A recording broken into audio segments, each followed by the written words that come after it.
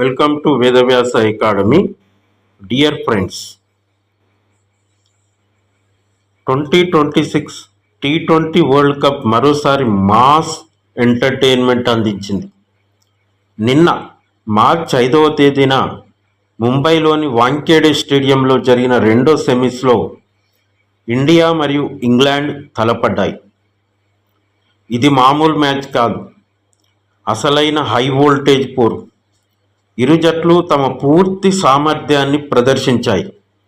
చివరకు విజయం ఒకరినే వరించింది. మ్యాచ్లో జరిగిన ఆసక్తికరమైన అంశాలేమిటి తెలుసుకోవాలంటే ఈ వీడియో మొత్తం చూడాల్సిందే. సో టాస్ గెలిచిన ఇంగ్లాండ్ కెప్టెన్ మొదట ఫీల్డింగ్ ఎంచుకున్నాడు. బ్యాటింగ్కు దిగిన టీమిండియా ఓపెనర్లు శుభారంభం ఇచ్చారు. పవర్ ప్లేలోనే స్కోర్ బోర్డును పరిగెత్తించారు. శాంసన్ మరియు దూబే ఇద్దరూ తమ విధ్వంసకర బ్యాటింగ్తో స్టేడియాన్ని హోరెత్తించారు. శాంసన్ కేవలం 42 బంతుల్లో 89 పరుగులు చేశాడు. అందులో 7 సిక్సర్లు మరియు 8 ఫోర్లు ఉన్నాయి.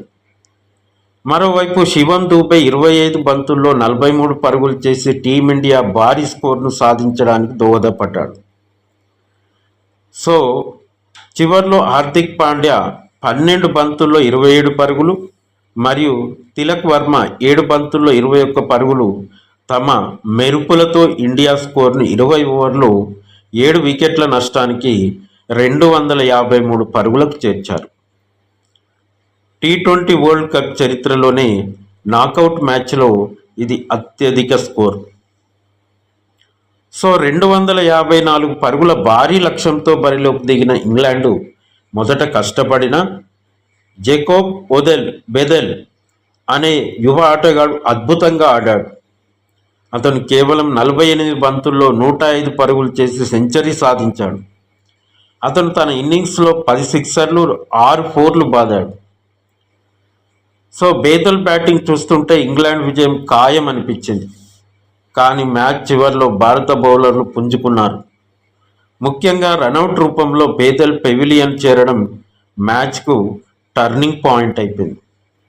హార్దిక్ పాండ్యా ఒక అద్భుతమైన ఫీల్డింగ్ మరియు సంజు శాంసన్ చురుకైన స్టంపింగ్తో బేదల్ రనౌట్ అయ్యాడు. అక్కడి నుండి మ్యాచ్ స్వరూపం మారిపోయింది.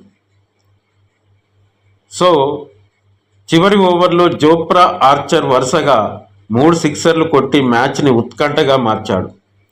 కానీ హర్షదీప్ చివరి బంతుల్లో సంయమనంతో బౌలింగ్ చేసి పరుగులను కట్టడి చేశాడు. సో చివరికి ఇంగ్లాండ్ 20 ఓవర్లలో 7 వికెట్ల నష్టానికి 246 పరుగులు మాత్రమే చేయగలిగింది. భారత్ ఈ ఉత్కంఠ పోరులో 7 పరుగుల తేడాతో విజయం సాధించి వరల్డ్ కప్ ఫైనల్కు చేరింది. సో ఈ మ్యాచ్ నిజంగా ఒక క్రికెట్ ఫ్యాన్స్ డ్రీమ్. ఇరు జట్ల ఆటగాళ్లు తమ అత్యుత్తమ ప్రదర్శన ఇచ్చారు. Sanju Samson player of the match అవార్డును గెలుచుకున్నాడు. ఇప్పుడు భారత్ ఫైనల్లో న్యూజిలాండ్తో తలపడనుంది. ఈ మ్యాచ్ మార్చి 8న అహ్మదాబాద్లో జరగనుంది. మీ అభిప్రాయం ప్రకారం టీమిండియా ఫైనల్లో గెలుస్తుందా? కప్ మనదేనా? కామెంట్ చేయండి. సో ఈ వీడియో నచ్చితే మీరు లైక్ చేయండి, షేర్ చేయండి, మా ఛానల్కు సబ్స్క్రైబ్ చేయండి. జై హింద్.